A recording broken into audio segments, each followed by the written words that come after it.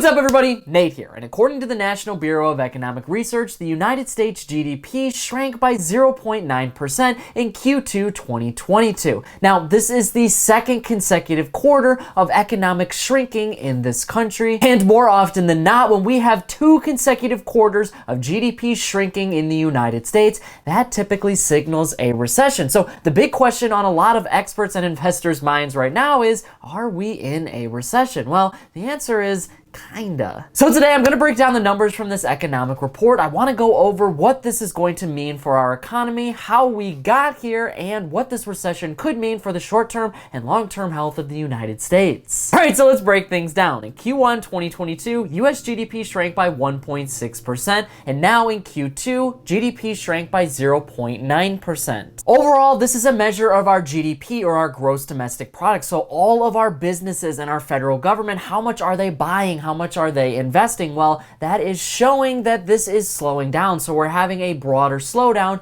in our economy. In fact, gross domestic investment actually shrank by 13.5% during the entire quarter. Personal spending or personal consumption actually went up slightly by 1%, and inventories for companies actually decreased by 2%. This all, of course, goes completely against what the Dow Jones was estimating, where they said we were actually going to grow by 0.3% during the quarter. So instead, we actually shrank just slightly more than that. Now, the thing to keep in mind about this particular report is this is the first real estimate that we have for our GDP. Technically speaking, this means we are in a technical recession, but not an official recession. The National Bureau of Economic Research has to declare that sometime during the year, and they're going to have to take a much bigger look at the numbers later on in 2022. But typically, the numbers don't get revised that much higher or lower, but because we're so close to positive growth only being at 0.9% decreases, well, then it could actually switch to growth on the next official report. And this is really important for experts, investors, and a lot of businesses, because pretty much every time since 1948 that we've had two consecutive quarters of GDP shrinking, well, that has signaled that we are definitely in a recession.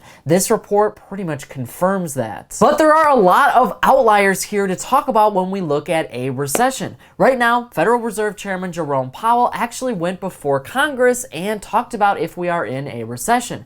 Recently, the Federal Reserve just raised their benchmark interest rates by 0.75% in July. When asked about if the US is in a recession, well, Jerome Powell said that the numbers just don't point to that. We still have really consistent job growth in the United States, and that means that we are heading towards maximum employment. In the Federal Reserve's eyes, if we have maximum employment and the unemployment number stays low, well, then that means that people can go out and spend money, and if people are spending, then, well, you can't be in a recession. In addition, if lots of people have jobs in our economy, then, well, you can't be in a recession because businesses are still able to pay them, and if businesses can pay them, then they're getting money from somewhere, i.e. sales. So the Federal Reserve does not believe that we are in a recession right now, but they are predicting that the United States GDP actually did shrink. So this kind of begs the question, well, then what the heck is actually a recession? This answer is really conflicted. A lot of experts and investors really go off of this two consecutive quarters of GDP shrinking. The reason that they do that has to do with investing and consumer spending. Right now in the United States, investors are not putting as much money into our domestic market, i.e. the New York Stock Exchange. And the reason for that is because money in the US is becoming a whole lot more expensive, and it's harder for investors to give businesses a lot of that debt and a lot of that capital. They don't have the investment money themselves, so they're putting that money elsewhere, or they're just not investing as much. Like I said before, this number has dropped significantly, and the idea here is that if businesses are not getting that investor capital and that investor money, then they're not going to be able to grow their business. If they can't grow their business, well, then they can't meet the supply and demand that Americans need. They can't produce as many products because they can't hire as many workers, and without that additional money, they solely rely on consumer sales, and right now consumers are getting hit by things like inflation. Inflation in July 2022 was 9.1%. Over the course of the entire second quarter, that number went all the way up to 8.6%. So Americans are losing a lot of money in their wages and their salaries,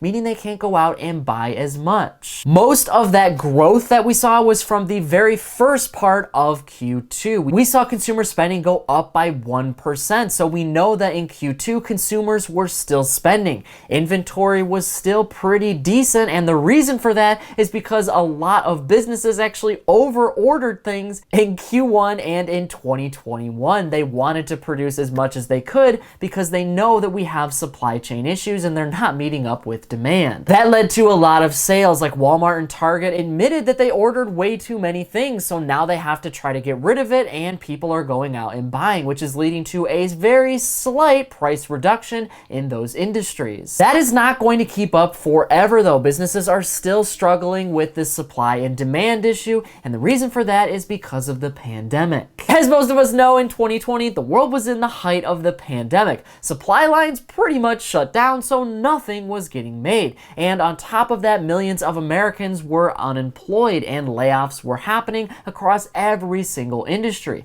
That was a problem for the federal government and Americans and our economy because, well, if consumers aren't spending money because they don't have a job, well, then our economy is going to sink. Obviously, the federal government doesn't want to see that. The Federal Reserve doesn't want to see that. The entire purpose of the economy is to better the entirety of our entire country. We want to create positive cash flow. We want to create a system where people can grow and develop, including businesses and individuals. All of it is rotating though. If one domino falls, then all of the other dominoes are going to follow suit. So the federal government passed stimulus bills and gave out PPE loans and PPP loans and all of these different things to stimulate the economy. Trillions were printed, people were getting all of this money, and that led to a spike in demand. That was the initial problem though. We had this big spike in demand, and the reason they wanted to go through with all of that is so we didn't see a long-standing recession on top of a pandemic. Ultimately, GDP did shrink in 2020. We had 2 consecutive quarters of GDP shrinking, and we were in a recession, but it was the shortest recession of our entire United States history because of all of the stimulus and very, very low interest rates from the Federal Reserve. However, businesses really struggled to keep up, and pandemic problems really created other issues for other countries all throughout the world, so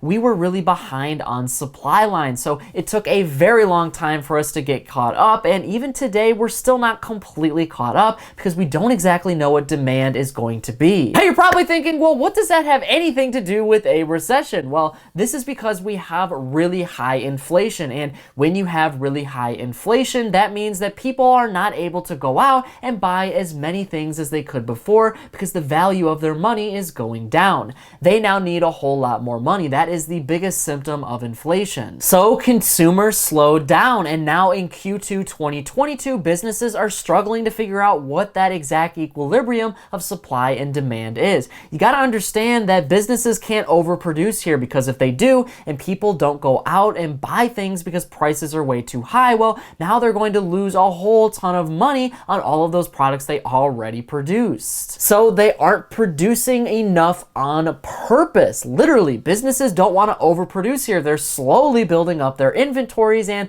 that is going to take a very long time. And then there's the lockdowns in China because of the pandemic. Now, all of this is causing a really serious issue for the Federal Reserve and, of course, our inflation problems in the United States. All of that is sort of creating this really broad slowdown for the United States economy. For one, we have the Federal Reserve now battling inflation more aggressively than they have over the past 30 and 40 years. They wanted to stimulate the economy, and the Federal Reserve has the ability to stimulate the economy or battle inflation. They can raise their interest rates or they can lower them. All of these things are going to have different effects, and it depends on what the situation is for our economy. With them raising their interest rates up from 0%, where they set them over the last 2 years, now it's a lot harder for investors investors to borrow money. It's a lot harder for businesses to grow because they can't take on loans or any debt either. That might become a problem in the future because, well, these businesses may end up having to lay people off because they're just not getting enough money in to support their business. Unemployment may ultimately go up from there, and this affects Americans too because people can't go out and get a mortgage as easily as they could in 2020 and in 2021. Interest rates for a 30-year fixed mortgage are hovering around the 6 and 7% mark right now in the US, and the same goes for credit card spending and auto loans. So all of this demand is getting sucked out of our economy, and the Federal Reserve wants this because they want to bring down inflation, but this could also cause a recession if they do too much way too fast. And the biggest unknown that we have for the United States economy is, well, we don't know what's going to happen next with the war between Russia and Ukraine, energy prices, or other inventories overseas like in China. If these problems get a whole lot worse, well, there's not much the federal government or the United States Federal Reserve can do about it. The Federal Reserve can raise or lower its interest rates, which is going to spark demand or make demand basically non-existent in our economy. They can also print a whole bunch of money, or they cannot print a bunch of money, which is also going to lead to high demand or low demand for all of our goods and services. But that's pretty much it. The federal government and the Federal Reserve can't control what private companies do. They can't control energy prices overseas, and they can't control what happens between the Russia and Ukraine situation. So the Federal Reserve just has to keep tightening and tightening until basically there is no demand left in our economy. That's going to hit businesses, and it's going to hit individual Americans very hard because businesses are not going to be able to grow at all. We're going to have a stagnant economy. It might not be shrinking, but it definitely isn't going to be growing. That means that in order to meet their profit margins, they're probably going to have to lay people off. And I'm not saying they have to do that, but they're probably going to do that in 2022. With people out of jobs, well, they're not going to be able to spend as much money, and now you have even less demand in your economy. That is going to cause inflation to go back down, but it really just depends how low the Federal Reserve wants to see inflation go. If the Federal Reserve wants to wait until inflation gets all the way down to 2% to start stimulating the economy, well, that could take a very long time because of other factors like Russia and Ukraine and China lockdowns. Inflation may never get down to 2% before those things end. All the while, we have these systemic problems in our economy, Americans not making enough money, and millions of people going into unemployment or getting laid off. Not only that, but consumer sentiment in the United States is at an all-time low. Consumers believe that inflation is really bad and it's affecting their day-to-day life, so they don't want to go out and spend as much. That alone could signal a recession because, well, now fewer people are spending money, and on top of businesses not being able to get that investor money to grow, well, they're now not getting money in sales. Businesses might end up disappearing, and as all of that happens, sure, inflation is going to come down, but also you're going to be in a recession. This new report basically is showing us the very baseline and very beginning parts of the health of our economy in 2022. And it is our first official, albeit technical, recession indicator. Now, I do want to note here that a lot of people don't really consider this a recession indicator, and there are a lot of other ways to measure a recession, not just this GDP shrinking. Some experts and investors believe that recessions should be measured month over month, that you can have periods in the United States where you have very short recessions, not these quarter-long recessions or more like we're used to seeing. And it really comes down to what consumers are doing. If consumers are still spending money like they did in Q1 and Q2 of 2022, then you are not in a recession because 70% of our GDP is determined by consumer spending. In addition, if we have really strong job growth and businesses are posting new job positions, then you can't be in a recession because businesses are still looking to hire people.